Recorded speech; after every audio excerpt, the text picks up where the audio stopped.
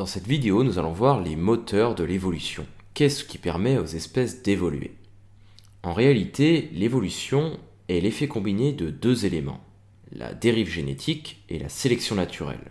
Grâce à cela, les populations d'une même espèce vont se transformer au cours du temps, et lorsque les différences génétiques deviennent trop importantes entre deux populations, les individus peuvent perdre leur aptitude à se reproduire ensemble.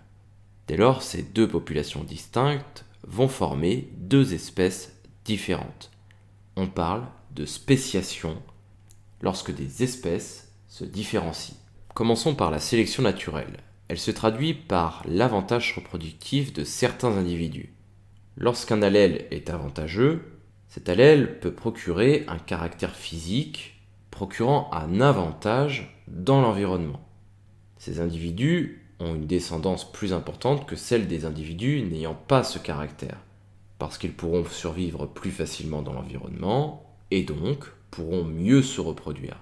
C'est l'exemple de la phalène du bouleau. Sur un tronc de bouleau qui est blanc, les papillons qui ont une couleur blanche seront moins bien vus par les oiseaux et donc moins souvent dévorés.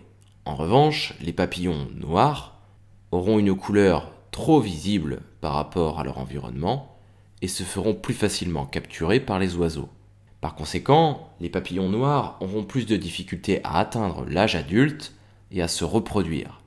Au fur et à mesure du temps, ces papillons noirs disparaîtront au profit des papillons blancs.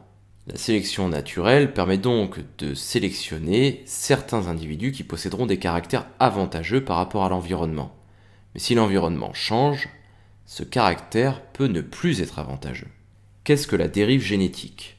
La dérive génétique est une modification aléatoire de la diversité des allèles. Elle se produit de façon plus marquée lorsque l'effectif de la population est faible.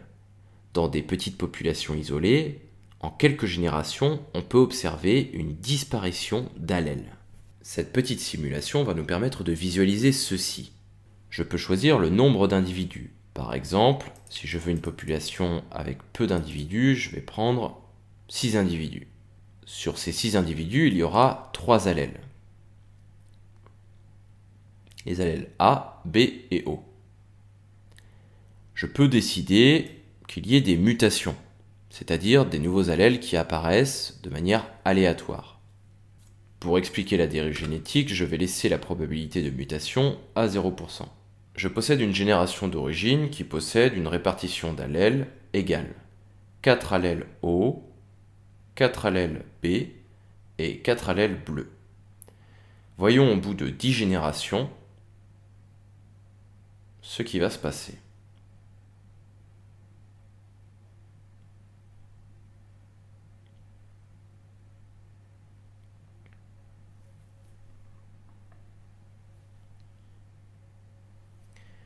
Je peux constater qu'au bout de la 10e génération, ma population a changé. L'allèle A, de manière complètement aléatoire, a disparu au bout de la 4e génération. En revanche, les allèles B et O se sont maintenus dans la population, l'allèle O étant devenu quand même majoritaire dans la population. Nous avons bien deux moteurs de l'évolution, la dérive génétique et la sélection naturelle.